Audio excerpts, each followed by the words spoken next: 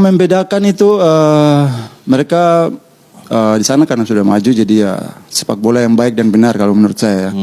Baik, Misal?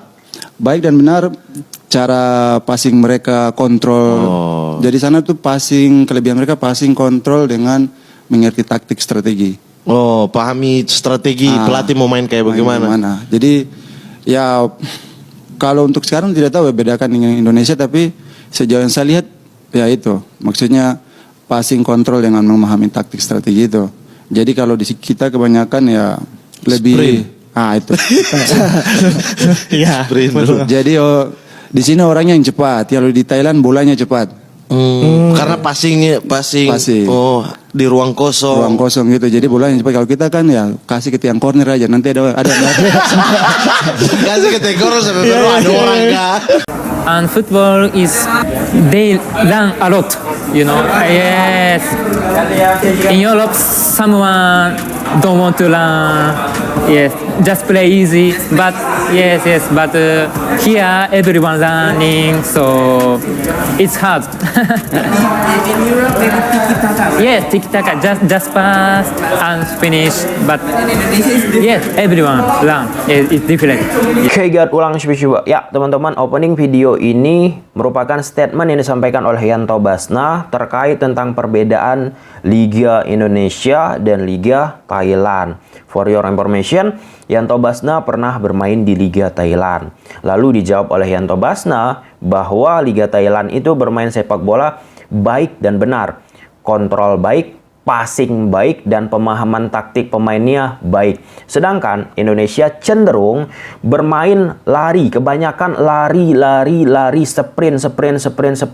sprint. Ya, kalau bisa cepat bola itu letak ke gawang lawan. Ada pasti itu pemain di depan. Nah, istilahnya seperti itu yang disampaikan oleh Yanto Basna secara sederhana ya teman-teman. Kemudian Taisei Marukawa ditanya kesannya bermain di Indonesia itu bagaimana? Nah, disampaikan oleh Taisei Marukawa bahwa di Indonesia itu kebanyakan lari, cepat buatnya capek. Sedangkan di Eropa nggak seperti itu, bermain passing-passing pendek, tiki-taka. Oleh karena itu, pemain-pemain yang bermain taktis di Liga Indonesia jarang kesorot, jarang menonjol teman-teman. Kebanyakan pemain-pemain dengan lari cepat itu dianggap pemain yang sangat-sangat hebat. Nah, di video ini kita bahas statement ataupun banyak hal yang disampaikan pesepak bola Indonesia ataupun pesepak bola di luar teman-teman terkait kondisi kompetisi sepak bola Indonesia yang dominan. Mereka sebut kebanyakan lari dan minim menggunakan taktik. Ini cukup menarik. Ya, pasti ada menggunakan taktik, namun sangat minim. Nah, seperti yang kita ketahui lagi bahwa kompetisi merupakan representasi dari timnas Indonesia. Kalau misalnya bagus kompetisi itu, harapannya timnas di suatu negara. Di video ini kita bahas timnas Indonesia. Tentunya timnas Indonesia bermain dengan baik karena hasil dari kompetisi. Oke, itu tadi statement dari Yanto Basna yang mengatakan passing, kontrol, sama pemahaman taktik di Thailand baik dan benar. Indonesia kebanyakan lari. Taisei Marukawa udah juga. Kemudian ada satu pemain dari Bali United, pemain yang bermain di Portugal sebelumnya, kemudian datang ke Indonesia pertama kali. Nah, Eber Besa namanya. Nah, Eber Besa mengatakan di sini di Indonesia teman-teman, para pemain lebih banyak berlari daripada di Liga Portugal yang lebih mengandalkan taktik.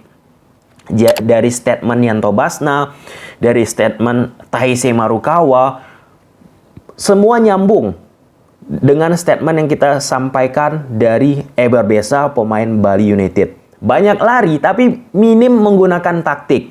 Dan itu terlihat juga ketika Eber bermain bersama Bali United di AFC kemarin lah ya. Lari, situasinya terjadi. Nah, kita singgung apa korelasinya dengan Arhan. Kemarin udah aku tweet di Twitter teman-teman, statistik heat map dari Pratama Arhan, pemain timnas Indonesia yang bermain di Liga Jepang sekarang bersama Tokyo Verdy.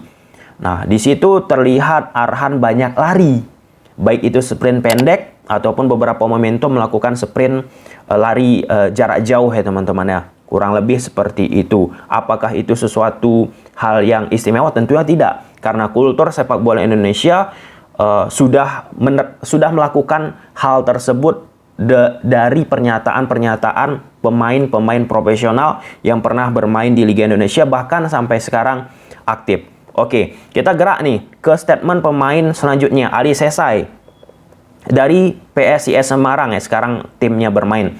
Di sini Indonesia kebanyakan lari. Dari awal kita bahas tadi, semua kebanyakan lari yang menyebutkan kompetisi sepak bola Indonesia. Nah, oleh karena itu nggak heran ketika kompetisi melahirkan hal tersebut, efeknya ke timnas kita apa? Nah, kita ambil contoh lah. Ketika timnas Indonesia menghadapi Thailand di Piala AFF U19 teman-teman. Kan error passing.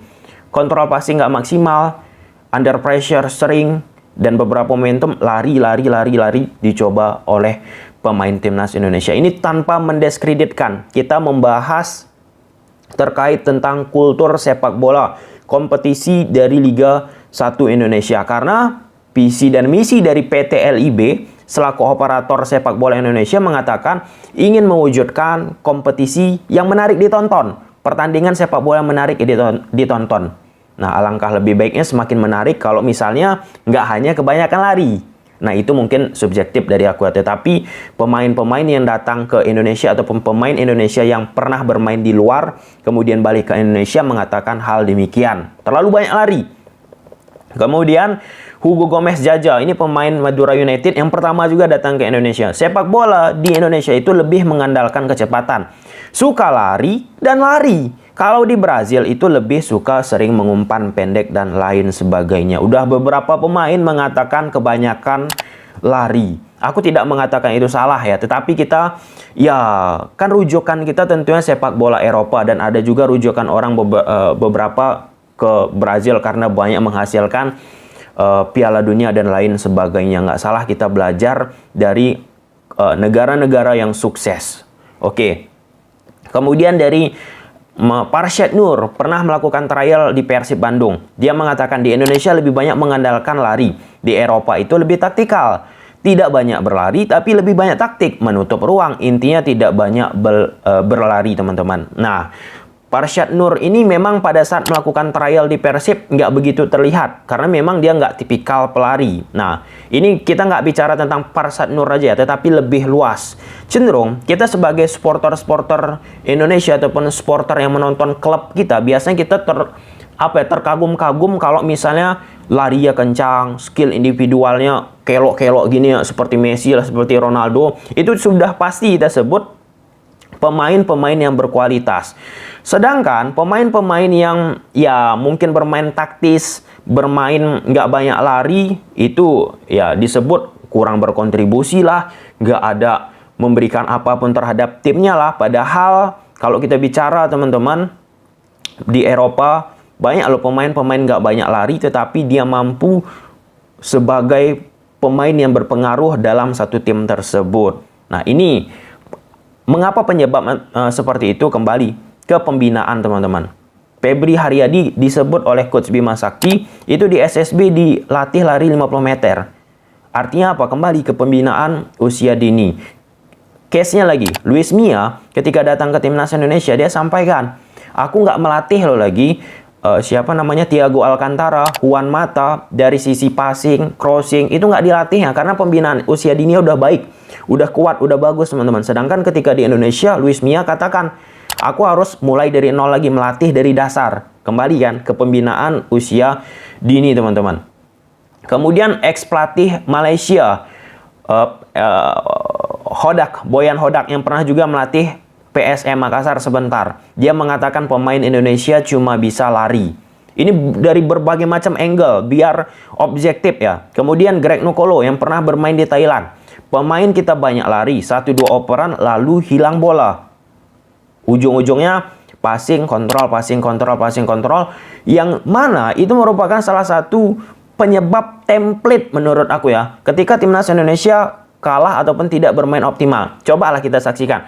Ketika timnas kalah ataupun nggak bermain optimal, pasti disalahkan passing, kontrolnya jelek kali, passingnya jelek kali, gerasak gerusuk lah, dan sejenisnya. Itu kenyataan kan. Cobalah kita geser jauh-jauh di tahun 2003, kurang lebih ya di tahun 2000-an lah, ketika Peter Witt menjadi pelatih timnas Indonesia. Pada masa itu ia sudah mengeluhkan passing dari pemain Indonesia. Ini udah berulang-ulang aku sampaikan. Sampai di sekarang tahun 2022, mohon maaf tanpa mengulangi rasa hormat, belum begitu optimal karena masih ada kan statement yang kita jumpai, passingnya nggak akurat, passingnya gerasak gerusuk, kontrol nggak maksimal. Kembali ini apa? Kembali terkait tentang pembinaan usia muda. Harus ada memang generasi yang benar-benar dari sisi pembinaan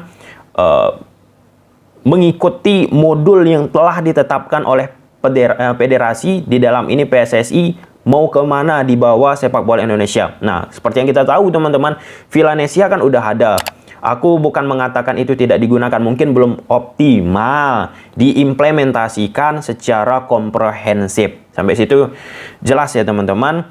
Ya, mungkin inilah dia gambaran kompetisi sepak bola Indonesia kita sekarang. Baik itu dari orang-orang yang sudah pernah datang ke Indonesia dan pergi lagi, ataupun pemain asing yang datang ke Indonesia ke sana bagaimana, atau pemain-pemain Indonesia yang pernah pergi keluar dan kembali ke Indonesia, yang secara rata-rata kebanyakan, aku kutip dari pernyataan Yanto Basna, kebanyakan hanya mengandalkan lari, dan kalau bisa bola itu cepatlah letak ke tiang gawang lawan. Dan tentunya ketika ini belum dirubah, efek ke timnasnya apa? Jangan heran, passing nggak maksimal, kontrol maksimal, dan buru-buru selalu cepat ke tiang gawang lawan. Ini jadi bahan pelajaran tentunya teman-teman, dan semoga pembinaan usia dini kita semakin baik ke depannya. Dan video ini sama sekali tidak ada menjelekkan salah satu pihak, tapi masih ada, aku yakin, pemain-pemain timnas ataupun pemain Indonesia yang bermain nggak kebanyakan lari. Namun dia mungkin dia nggak menonjol akibat nggak banyak lari, karena sudah mengakar ya bahwa kebanyakan lari itu merupakan pemain yang top, sedangkan pemain yang nggak banyak lari, pemain yang nggak top.